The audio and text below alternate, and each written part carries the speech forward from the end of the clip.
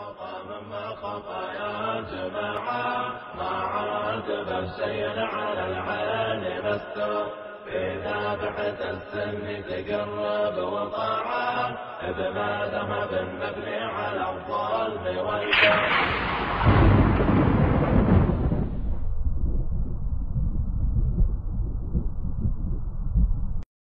المديون فأنت خاضع له. لماذا؟ لأنك أخذت المال منه، ولو رأيته ربما هربت منه. لماذا؟ فهو الدائن وأنت المديون، فأنت خاضع لذلك الدائن. لو قال لك مالي أعطيني في سنة، بتعطيه في سنة، أعطيني بعد 3 سنوات، فأنت مطيع له. حتى جاء في الأثر أن الله هو الديان، أن الله هو الديان، فالديان أعطانا دينا. سؤال الذي بين يديك: ما هو المانع الذي يمنع؟ لماذا أنكرت أنك صاحب دين؟ لماذا أنكرت أنك صاحب دين؟ كان من باب أولى، حي الله عجيب، كان من باب أولى أن تقول لي نعم أنا صاحب دين، لكن ديني أفضل من دينكم. أنتم يا وهابية، أنتم يا سنة، أنتم يا مسلمين مغفلون، أنتم تائهون. نعم دينكم باطل لكن ديني حق. أخذت يا إخوة 6 أسابيع في غرف العلمانيين، والله الذي لا إله إلا هو، إلى أن خضعوا أنهم أصحاب دين.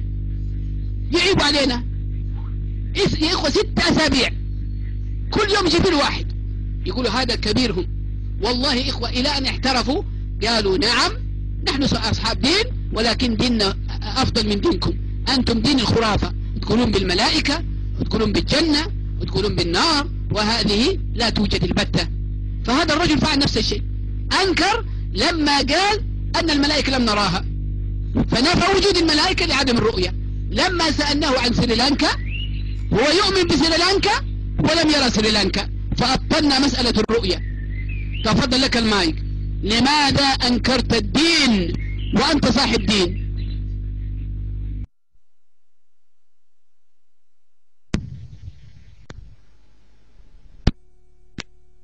يا أبو عتيق، أنت سألت قلت اللاديني لماذا لا يتزوج أخته؟ قلت لك هذه تخضع للعرف والتقاليد في كل مجتمع. بعدين قلت أنه قلت لك أنه تخضع للعرف والتقاليد. قلت إذن هذا هو دينك، العرف والتقاليد. قلت لك لا، هو هذا مو ديني لسبب بسيط أنه أنا أؤمن لو ولدت في مجتمع يبيح هذا الموضوع لكنت أصبحت مثلهم، لا أكثر ولا أقل. طيب الآن دعني أنا أسألك، يعني أنا ما من حقي أسألك أبو عتيق لو فقط أنت تسأل؟ أبو عتيق، أنت من جئت وطالبت بالمناظرة وأنكرت أن يكون لك دين، لا بد أن تقر بأنك صاحب دين، ثم لك الحق أن تسأل. نحن ما أنكرنا هذا. ثم ثانيا أنت قلت لو نشأت في مجتمع فيه دين كذا فتدين به. إذن أنت نشأت في مجتمع، الله أكبر، هذا أنت الآن رجعت إلى الكلام، تقول أن المجتمع يؤثر وينشئ الإنسان نشأة معينة. فأنت لو ولدت في مجتمع إسلامي، الصوت يقطع، هل هناك تقطيع في الصوت؟ في صوت.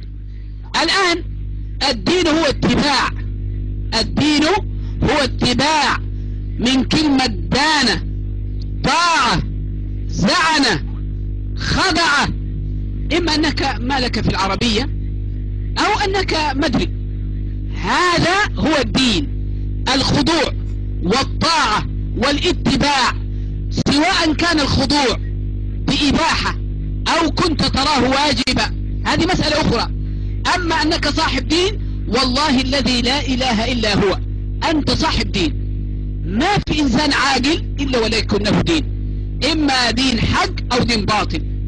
فكيف هذا الذي يعني أنا أحتار فيه، كيف أنت تنكر موضوع الدين، تنكر موضوع الدين وأنت متدين؟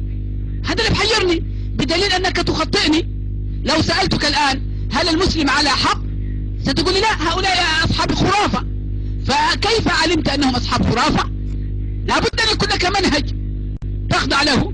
كان عقلك، كان الشيطان، كان من عندك، كان من عند توني بلاير، كان من عند براون، ما يهمني من أين، لكن لك منهج، لك دين أنت تخطئ به المسلم.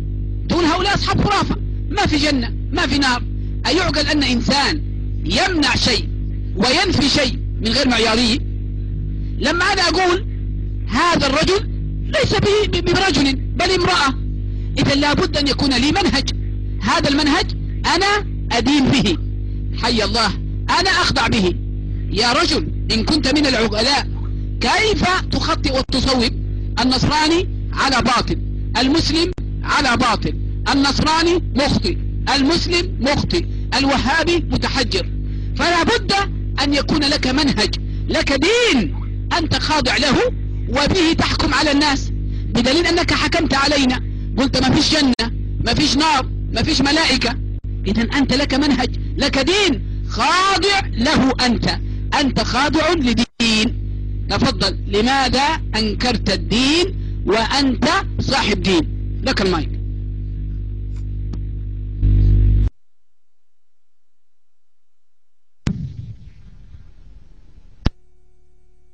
شكرا يا أبو عتيق. أبو عتيق، العادات والتقاليد ليست دين، وأعطيك دليل. كل احنا نستطيع أن ننتقد العادات والتقاليد ونحذف هذا التقليد، نقول هذا التقليد غير صالح ونأتي بتقليد جديد يفيد المجتمع. لكن الدين لا تستطيع أن تلغي الصلاة، لا تستطيع أن تلغي الصيام بحجة أن هذا التقليد لا نحتاجه الآن. لذلك أيضا أنا أريد أن أسألك سؤال. طيب الآن إذن أنت أقريت أن لك دين، ما هو العادات والتقاليد التي تتغير؟ أنا ديني ثابت لا يتغير. من قال أن الدين الذي يتغير هو الدين الحق والدين الثابت هو الدين الباطل؟ ديني ثابت لأن الكذب كذب في السابق، الآن في المستقبل. ديني حق ثابت لأن السرقة لا يرتضيها إنسان. ديني ثابت حق لأن الزنا لا يرتضيه إنسان. ديني ثابت حق لأن الحق الذي لك لا يستطيع أن يتعدى عليه إنسان. فالظلم هو الظلم في السابق، الآن بعد 20 سنة. فلذلك ديني فيه ثوابت لا تتغير ولا تتبدل. أما دينك أنت فما فيه سواء من الدين الذي بمتغيرات. فأنت الآن تقول أن دينك يتغير ويتبدل، فهذا لا يعني دين الثابت الذي لا يتغير ولا يتبدل أن يكون دين باطل. من الذي قال أن المتغير أفضل من الثابت؟ من الذي قال أن الثابت أقل من المتغير؟ أنت لم تأتي بنفي للدين، أنت تريد أن تجعل الدين المتغير وهو دينك أنت، أي دين الشعوب، دين العادات والتقاليد، فأنت التزمت بها ولكنها متغيرة فهي أفضل لأن ديني ثابت لا يتغير. من أين لك هذا؟ من الذي يقول أن المتغير أفضل من غير المتغير؟ تفضل لك المايك.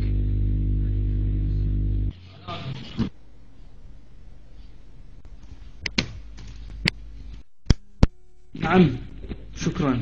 طبعا الذي يقول لنا هذا هو التجربة العملية التي نعيشها. هناك في الدين الثابت تحدث كوارث. مثلا أي دين لم يلغي العبودية ولم يلغي الجواري، تستمر هذه الأخلاقية. هذا العصر الذي نعيش به لا يعترف بالعبودية ولا يعترف بالجواري، لذلك ولا يعترف بالغزو ولا يعترف بأنه تذهب وتغزي ناس وتأخذ منهم جارية. لذلك أنت لا تستطيع أن تغير هذه الأخلاق. زين. إذا أنت تقول أن العهد السابق الذي كان فيه الجواري مباح فهو دين حق، بدليل أنك أنت لم تنكر أنه دين حق، قلت الآن في عصرنا لم يرتضوا ذلك وأنت مع المجتمع. يعني لو أنت ولدت في مجتمع كان يرى أن الجواري حلال، أن الجواري صواب، فإذا أنت ما عندك مانع. تفضل لك المايك، قل لي لو نعم كنت أنت ولدت، لأنه هذا أنت مقياسك حسب العصر، فلو أنت ولدت في ذلك العصر هل يعني هذا أن الجواري وأن العبيد حق لا يخالف المنطق في شيء؟ تفضل أجبني على هذه، لك المايك.